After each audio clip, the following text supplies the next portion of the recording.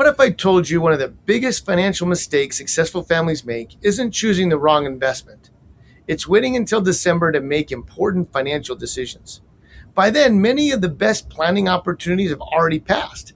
Today, we're going to share the 5 questions every affluent family should ask before summer ends to help lower taxes, reduce risk, and build a lasting family legacy. Stay tuned, you're not going to want to miss this.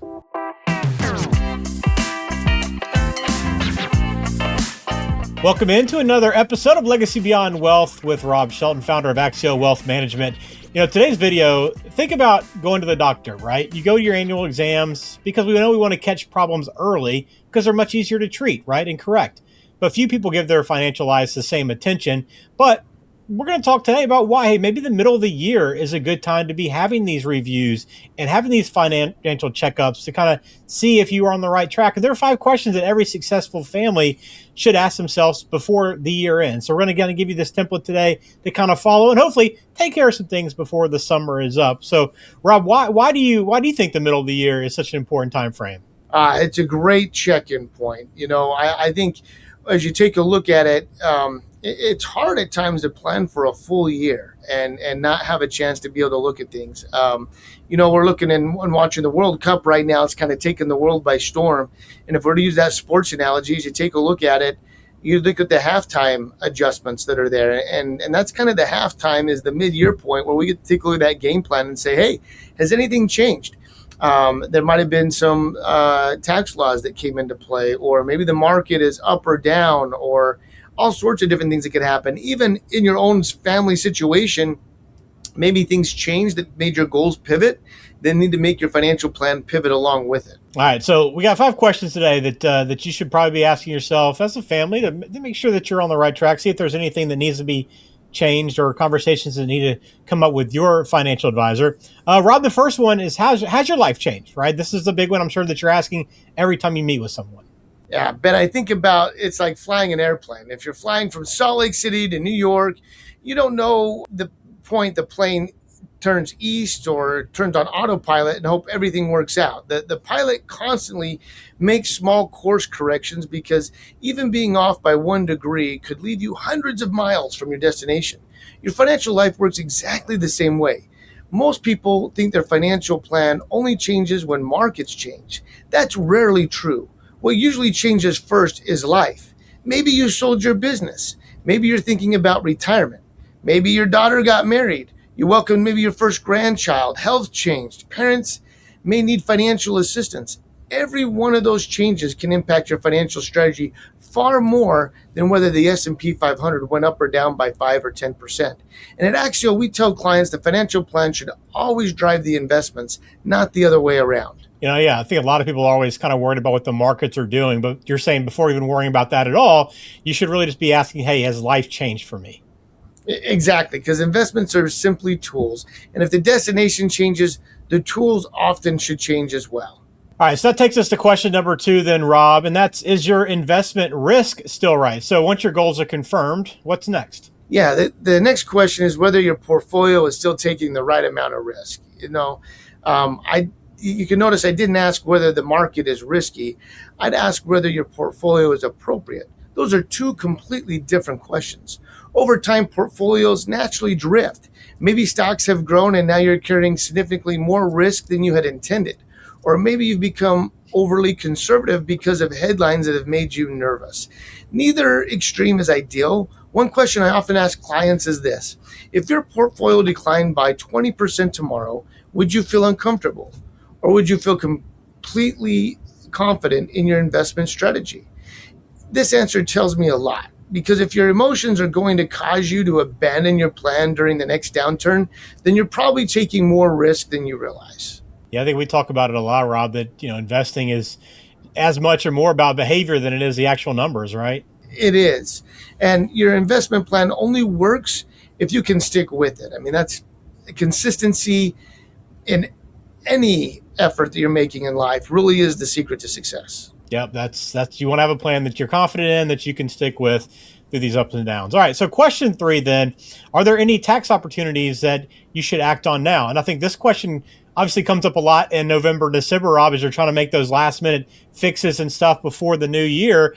But you're saying get ahead of this in the middle of the summer if you can, right? It's a great way to get ahead, right? One of the biggest mistakes I see people is waiting until November, December to start tax planning, and that's often too late. Mid-year is when we look for opportunities. Maybe there's investments that could benefit from some tax loss harvesting. Maybe a Roth conversion makes sense. Maybe it's a charitable contribution right now that should be implemented. Estimating tax payments and adjustments, maybe after the sale of a business or a very profitable year. Just good tax planning isn't something you do in December. I often find that's like trying to make a game plan in the 8th or ninth inning of a baseball game. It just doesn't make sense to do it then. It doesn't leave you enough time to make those course corrections and adjustments. And it's something you prepare for throughout the year. And the earlier you identify those opportunities, the more options you actually have. Are you ready to unlock the freedom to live your best life? Schedule your no-cost 60-minute discovery meeting with our team today. During this session, we'll take the time to understand your family story and financial dreams.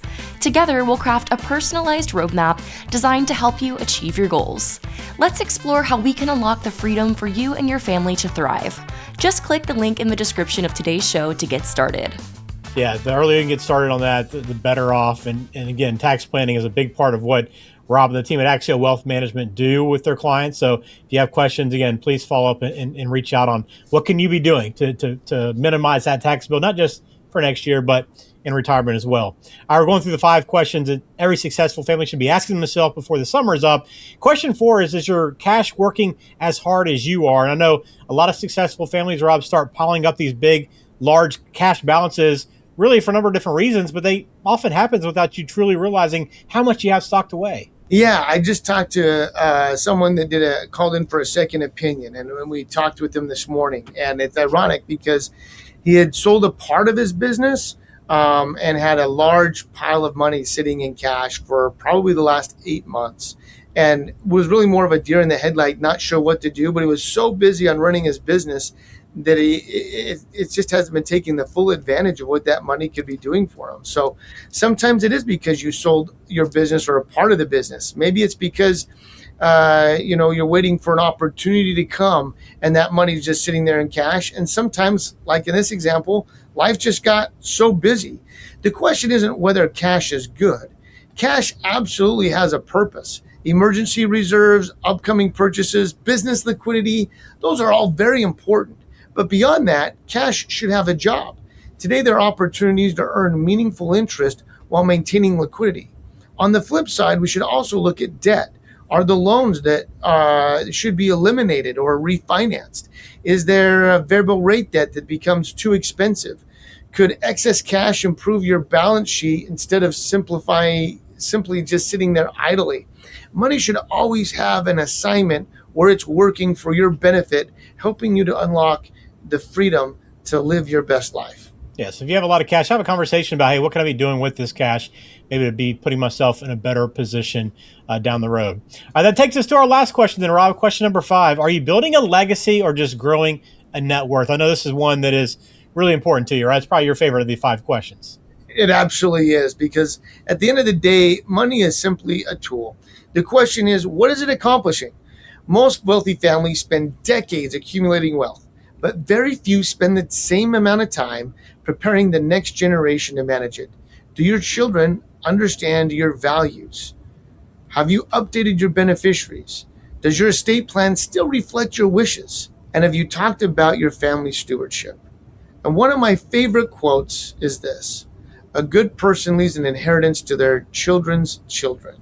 If you think about that being multiple generation, I don't think that that's a verse is the only talking about dollars. I think it's talking about wisdom, character, values, and preparation.